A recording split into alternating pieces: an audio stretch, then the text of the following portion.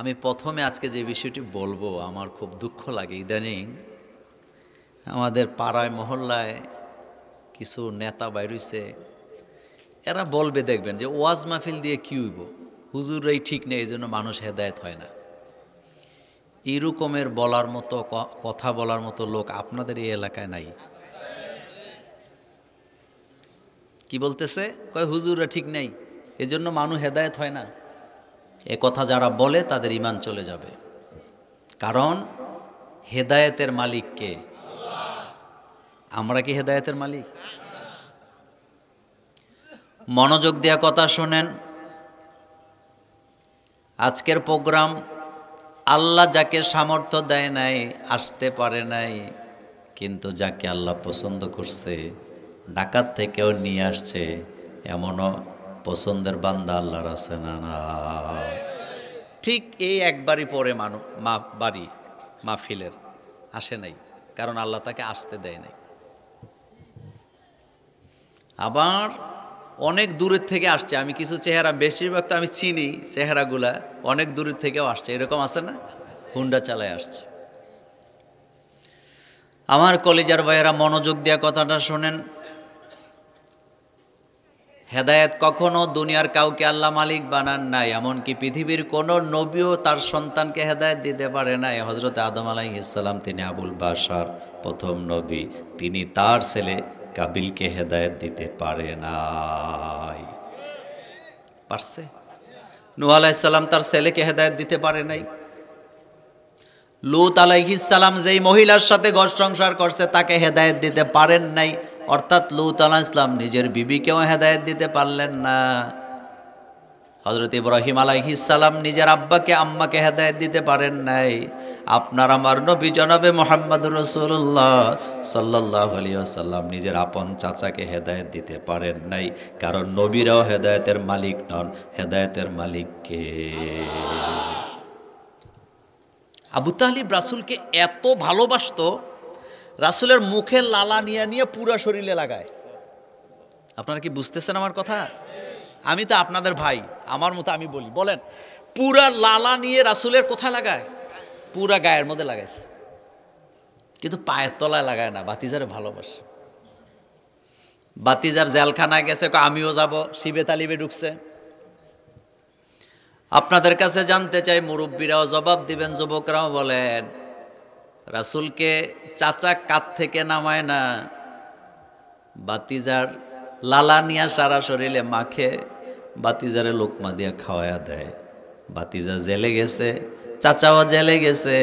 এখন জানতে চাই, রাসূলের এই চাচা এত ভালোবাসা রাসূলের প্রতি দেখাইছে, কিন্তু রাসূলের চাচা জান্নাতি না জাহান্নামী? তারা সবাই জানেন এটা। সে যে জাহান্নামী, কোনো সন্দেহ আছে? তো ঘটনাটা কি ঘটল? এত ভালোবাসা, কিন্তু ঈমান আনে নাই, হেদায়েত পায় নাই। কি পায় নাই? বুখারী পড়েন, কিতাবুত তাফসীর। রাসূল বলতেছে, চাচা গো, একটা বার কালিমা পড়ো, কারণ ঈমান না আনলে আমি তোমাকে হাসরে কোনো উপকারী করতে পারবো না। এই ভালোবাসার কোনো দাম নাই। ঈমান আনে নাই, মুখটা বাঁকা করে রাখছে। রাসূল কাঁদতেছে। আল্লাহ ওহী নাযিল করে বলতেছে, ইন্নাকা লা তাহদি মান আহবাবতা ওয়ালাকিন্নাল্লাহা ইয়াহদি মান ইয়াশা। ও হাবিব, ও নবী, ভালোবাসা দিয়ে আদর করে কাউকে আপনি ঈমানদার বানাতে পারবেন না, হেদায়েত দিতে পারবেন না, কারণ হেদায়েতের চাবিটা আমি আল্লাহর কাছে।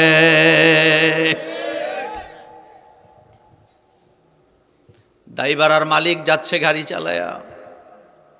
মালিক কয়েকটা ফ্যাক্টরির মালিক, অনেক ব্যস্ততা আজকে, ব্যাংক আওয়ারের মধ্যে তাকে এলসি করা লাগবে, দেশ আর বিদেশের টাইম মিলে না। ড্রাইভারে কইছে, গাড়ি তাড়াতাড়ি চালা, আমার কিন্তু অনেক কাজ, 2-3 দেশে এলসি করবো আজকে। আমার কলেজের ভাইয়েরা, গাড়িটা যখন জোহর নামাজের একামত চলতেছিল, মসজিদের পাশে গেছে, ড্রাইভার বলতেছে, স্যার ওযুটা রেডি আছে, গাড়িটা থামাইয়া জামাতের সাথে নামাজটা পড়বো, জামাত ছাড়া নামাজ আমি পড়ি না। মালিক কয়, যা তাড়াতাড়ি আইস, কিন্তু মালিক যায় না। এমন মালিক আছে না? নাই। মালিক কইতেছে, তাড়াতাড়ি আয়, ব্যাংকে কাজ আছে। কয় ঠিক আছে।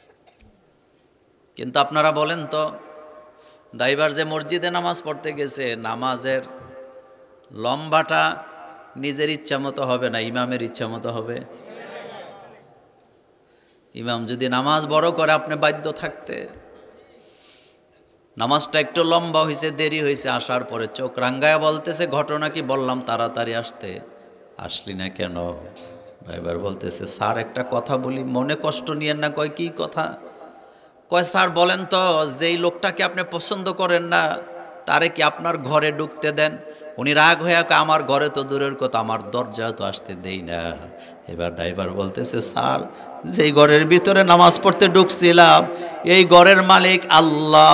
আপনি যেমন আপনার অপছন্দের লোকের তার ঘরে, আপনার ঘরে যেতে দেন না, এই ঘরের মালিকও অপছন্দের লোককে তার ঘরে যেতে দেয় না, কিন্তু যাকে ঢুকায় তারে ইচ্ছা মতো বাইরে হইতে দেয় না। তিনি যখন বলে তখন ওই বাইরে হওয়া লাগে। মাইকটা কেমন দিছে? ঘুমাইছেন? মাইকটা কেমন দিছে? বিশ্বাস করেন, মেয়ে বিয়া দেওয়ার সময় কাবিলা গেছে, তারপরে কি বলে সৈয়দপুর গেছে, কালীর বাজার গেছে, নিমশের গেছে। কয় তোমাদের বাড়ি কোনে? কয় কুরেলপাড়া। কয় কোথায়? কয় অমুক মসজিদের পাশে।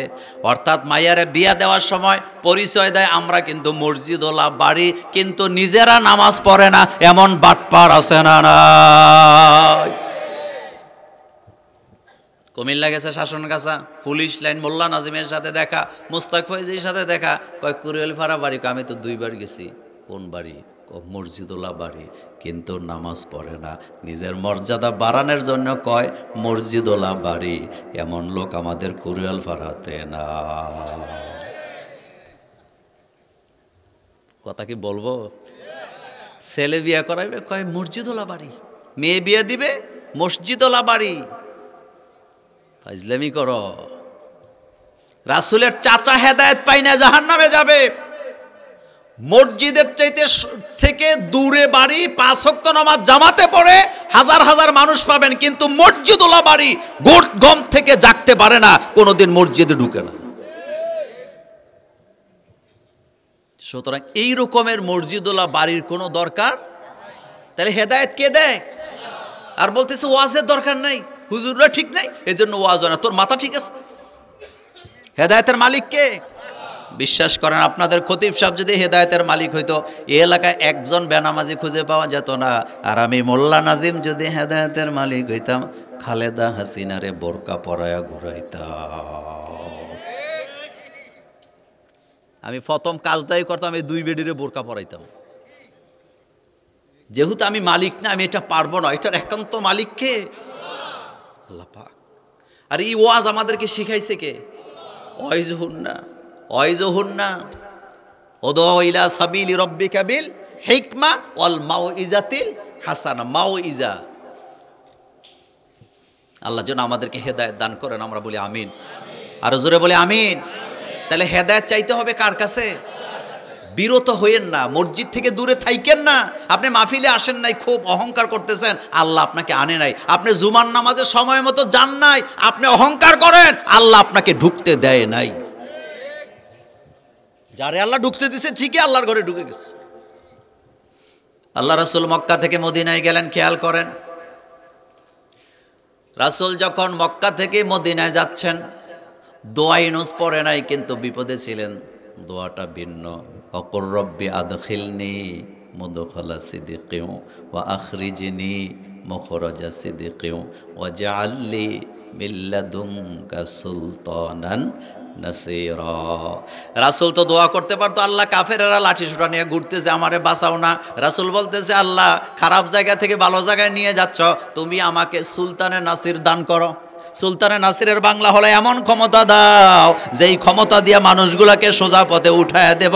আমার ক্ষমতা নেওয়ার জন্য কেউ লোভে পড়বে না। মদিনায় গেছে, যাওয়ার পরে রাসূলের ওট এতিম 2টা বাচ্চার উঠানের মধ্যে বসছে। আমাদের উঠানে আমরা ধান শুকাই, মরিচ শুকাই, আর মদিনায় যাওয়ার পরে রাসূলের ওট যে উঠানে বসছে, ওই উঠানে খেজুর শুকায়। কি শুকায়? কিন্তু উঠানটা দুইটা এতিম বাচ্চার। রাসূল বললেন, আমি মদিনায় এসেছি, আমার ঘর আমি আগে বানাবো না, আগে আল্লাহর ঘর বানাবো। মনোযোগ দেন, কার ঘর? কার ঘর? রাসূল বললেন, আমি আল্লাহর ঘর বানাবো, এই জায়গায় আমি বানাতে চাই। দুইজন এসে বললেন, হুজুর এই জায়গা তো এতিম দুই বাচ্চার। আল্লাহ রাসূল বললেন, তাদেরকে নিয়ে আসো। আনা হলো, নাবালক বাচ্চা দুইটা বসছে রাসূলের সামনে। আল্লাহ রাসূল বললেন, তোমরা যদি রাজি হও টাকা দিয়ে কিনে তোমাদের এই জায়গায় মসজিদ বানাতে চাই। নাবালক বাচ্চারা বললেন, হুজুর টাকার দরকার নাই, আমরা এমনিতেই আপনাকে দিয়ে দিলাম। এবার চিন্তা করেন, নাবালক বাচ্চারা মসজিদ বানাবার জন্য জায়গা রাসূলকে দিয়ে দেয়, আর আমার বাংলাদেশে মসজিদের পাশে 2 শতক জায়গা, মাদ্রাসার পাশে 2 শতক জায়গা। এটা মসজিদের মাদ্রাসার দরকার হইলে এই মালিক তখন 3 গুণ 4 গুণ দাম বাড়ায়, এমন ডাকাইত আছে না? না, কিন্তু আপনাদের এলাকায় নাই।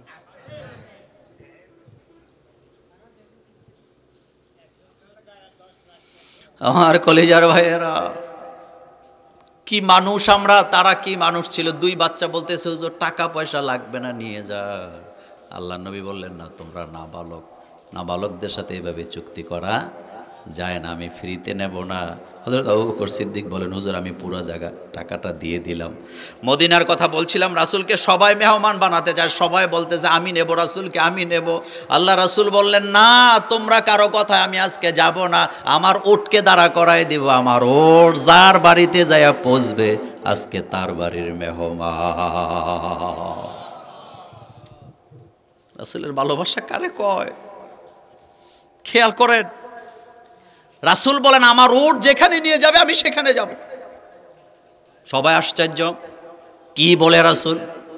আমার কলিজার ভাইয়েরা, রাসূলের উটটা যাদের বাড়িতে গেছিল, সোজা কথা নয়, আগের দিনে আরবদের একটা সিস্টেম ছিল, বেশি দিন এক জায়গায় বাড়ি বানায় থাকতেন না, এক জায়গায় থাইকা আরেক জায়গায় চলে যেত, আরেক জায়গায় চলে যেত। আপনাদের মতো আমাদের মতো ছিল না। এবার যেই বাড়িতে যাচ্ছে রাসূলের রোড, সেই বাড়ি ছিল আবু আইয়ুব আনসারীর দাদার বাবার। কার? দাদার বাপে এনে বাড়ি বানাইছে মদিনাতে। বানায়া তার সন্তানদেরকে বলে গেছে, খবরদার এই বাড়ি বিক্রি করে অন্যদিকে যাওয়া যাবে না, কারণ এক সময় মোহাম্মদ আহমদ নামে একজন নবী পৃথিবীতে আসবে, তিনি দিনের জন্য মক্কা থেকে মদিনায় হিজরত করবে। আমি তোমাদেরকে ওসিয়ত করে গেলাম, এই বাড়ি তোমরা একের পর এক রেখে দিবা, এখানে থেকে যাবা, এখান থেকে চলে যাবা না আমার বংশধরেরা ততক্ষণ, আমার নবী বিশ্ব নবী এখানে আসবে না যতক্ষণ। সুবহানাল্লাহ, আর আস্তে কোন। দাদার বাপে বলতেছে এখানে নবী আসবে, মক্কা থেকে হিজরত করে তাকে তাড়ায় দিবে মক্কার লোকেরা, তোমরা এখান থেকে বাড়ি বিক্রি করবা না, তিনি তোমাদের বাড়িতে আসবে।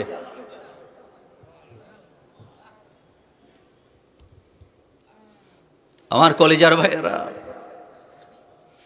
তিনি বিক্রি করে নাই, তার ছেলেও বিক্রি করে নাই, তার ছেলে তার ছেলে তার ছেলে, এখন আছে আবু আইয়ুব আনসারী। রাসূলের কারো বাড়িতে যায় নাই, সোজা আবু আইয়ুব আনসারী রাদিয়াল্লাহু তাআলা আনহুর বাড়িতে গেছে। তখন এর বাড়ির বয়স চলে 450 বছর। আপনারা বলবেন, মোল্লা ভাই তাদের বাড়িতে কেন গেল? এখন আপনাদের কাছে জানতে চাই, যারা বাড়ি বানায়া 450 বছর রাসূলের জন্য অপেক্ষা করছিল, তাদের বাড়িতেই রাসূল যাওয়ার দরকার আছে না নাই? 450 বছর রাসূলের জন্য অপেক্ষা করতেছে। আর আমার বাংলাদেশে জুমার নামাজের পরে যেটা বুঝাইতে চাইলাম, যদি ঘোষণা দেওয়া হয় বাকি নামাজের পরে তাবারুক আছে, কেউ যায় না, সবাই বয়ে থাকে। কিন্তু যেদিন এই খবর নেই রাসূলের সুন্নত পড়ে না, সালামটা ফিরাইয়া দিলে ফতুয়া দিয়া জুতা গইলা লইয়া কোন সময় মসজিদ থেকে বাইর হইয়া বাড়িতে চলে যাবে, এমন রাসূলের উম্মত আমার কুরিয়ার পাড়ায় 2-1 জন আছে না? না, তো উনিও জান্নাতে চলে যাবে, কারণ উনি জিলাপি খাইছে। কি মহব্বত তোমার! আবু সুফিয়ানের মেয়ে উম্মে হাবিবা, আমাদের মা, সোনার চামচ মুখে নিয়ে জন্ম, রাসূলের জন্য হিজরত করছে। আবু জাহেল কিন্তু চালাক ছিল, চালাক নেতা। বলেন কি নেতা? আবু জাহেলের দারুণ চালাক। যখন কুরাইশরা মদিনায় রাসূল সাল্লাল্লাহু আলাইহি ওয়াসাল্লামের সাথে চুক্তি করবে, আবু জাহেল যায় না। আবু জাহেল কয় আমি গেলে মক্কার মুসলমান আরে মানুষ আর মদিনার মানুষ এক না, মদিনার মানুষ মুহাম্মদ সাল্লাল্লাহু আলাইহি ওয়াসাল্লামের জন্য পাগল, আমি গেলে আমারে ভর্তা বানায় ফেলবে। আপনারা বুঝছেন তো কথা? আমি গেলে, কারণ আমি যে মুহাম্মদ সাল্লাল্লাহু আলাইহি ওয়াসাল্লামকে জ্বালাইছি এটা মদিনার মানুষ জানে। তো কয় সুফিয়ান তুই যা। কেন? কয় তোর মেয়ে ওখানে আছে। নাম কি? উম্মে। মনোযোগ আছে আপনাদের? নাম কি? উম্মে হাবিবা। আবু সুফিয়ান চালাক, কয় ঠিক আছে গেলাম, যে আমার মেয়ের বাড়িতে বেড়ায় আসবো। আবু সুফিয়ান গেছে, তখন উম্মে হাবিবা রাসূলের স্ত্রী ঘরের ভিতরে ঢুকছে। নেতা মানুষ মেয়ের ঘরে ঢুকে দেখে খেজুর পাতার পাটি ছাড়া ঘরের ভিতরে কিছুই নেই। বাপ কইতেছে মেয়েরে, মারে সোনার চামচ নিয়ে তোর জন্ম, কেন তুই মক্কা থেকে মদিনায় আসলি? হিজরত করে মুহাম্মদের প্রেমে পড়ে। দরকারটা কি ছিল? তোর ঘরে তো কিছুই নেই, তুই ইসলাম গ্রহণ করে কি পাইছ রে মা? একথা বলার সাথে সাথে উম্মে হাবিবা চোখ বড় করে বলতেছে, বাবা মক্কা থেকে মদিনায় আসছো যেই কাজে সেই কাজ করো, নবীর বিরুদ্ধে কোনো কথা বলো না, তাইলে কিন্তু ঘর থেকে বের করে দেব। ভালোবাসা কারে কয়? শেষ হয় না হাদিসে কোনো। আবু সুফিয়ান কয় মা বসতে দিবি না?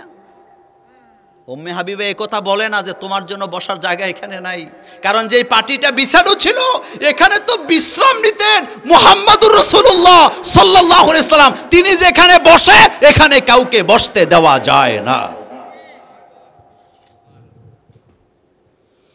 মেয়ে কিছু কয় না, কারণ বসায় বেটা কোথায়, এটা তো রাসূলের পার্টি।